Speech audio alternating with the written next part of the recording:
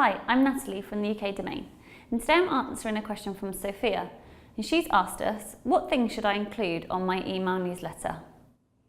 So great that you've managed to get a list of email subscribers. That in itself is a huge achievement, and actually can take a lot of time and effort to get that far. But we appreciate once you've got those list of email subscribers, what do you actually send them? What content format should you send that in? And we appreciate there's also lots of tools out there too. And if you aren't already using an email tool, an email platform, then we recommend you look at places like .mailer or MailChimp, because often you can get a free package with them to begin with, and you can trial it with some free templates too. But I'm going to give you just some of our advice in terms of things to look out for and to include in your content newsletter. So firstly, think about your from name. This usually should be your brand name. It should be something that people are familiar with. So obviously if they've purchased an item with you, they've obviously had contact with your business before because they've subscribed to your email list, then make sure that it's familiar and they recognise that email address straight away. Subject line. This should be short. Think about it really. On mobile, there's only an option for a short number of characters to be seen. If you can use personalisation, so a lot of the tools do offer that now, so MailChimp and .mailer definitely do that. Maybe include the first name and make it a bit more personable. The reason for this is really you want to encourage people to open your email because they don't get a lot from just the subject line, but you need to entice them. Pre-header text. So a lot of people don't actually know that this actually is even a thing, but this sits in your inbox under the subject line and can give you more space to play around with to give context to your email. It's between 40 to 50 characters that we'd recommend, and again should be quite short. But just think about it as an addition to your subject line. But the main thing to think about really is that will also appear at the top of your email.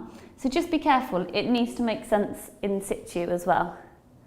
Banner and image. So probably at the top of your email, we'd recommend that obviously it's the first thing that your customers are going to see when they open that email.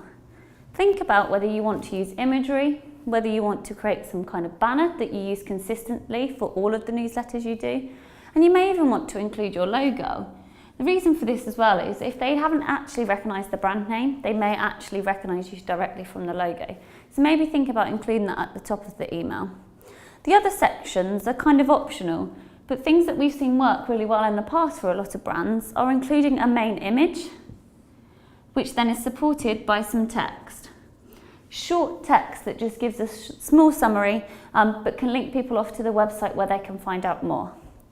We also recommend you break up some of the emails, so you don't consistently just lead with an image, text and a website. It's very tempting to do that, and you can do that, but just to make it seem a bit more visually appealing, to give the email a bit more of extra design, I guess, think about what other ways you can use it. So one example could be to create columns, and in here you could use imagery too, but here I've just suggested you could even simply break it up by using some text and another call to action button back to the website. That could even be directly back to the product pages. And then you may want to include a promotional banner.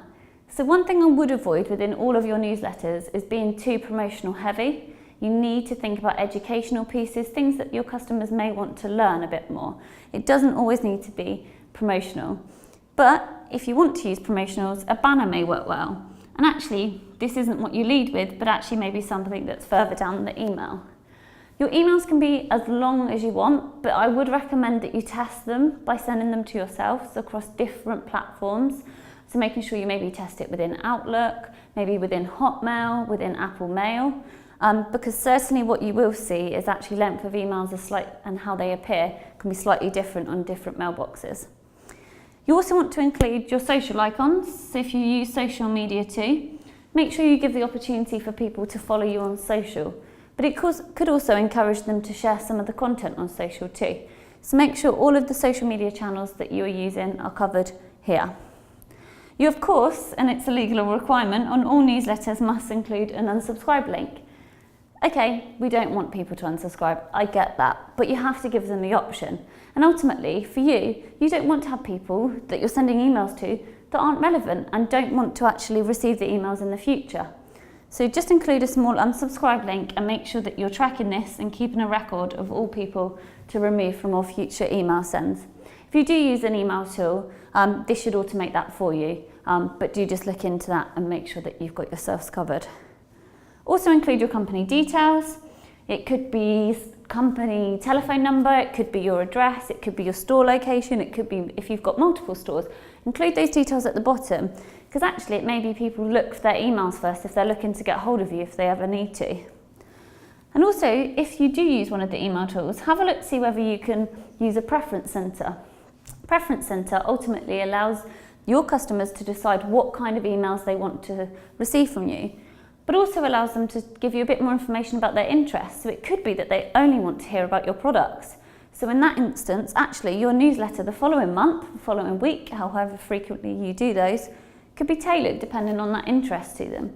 So just think about using that. And then you may want to also include another logo or a link back to the website in the footer. I don't think you should worry too much about the logo there. I think key really being to include it at the top here so it's forth and up front for your customers. But I hope these tips help, and good luck with your email newsletter.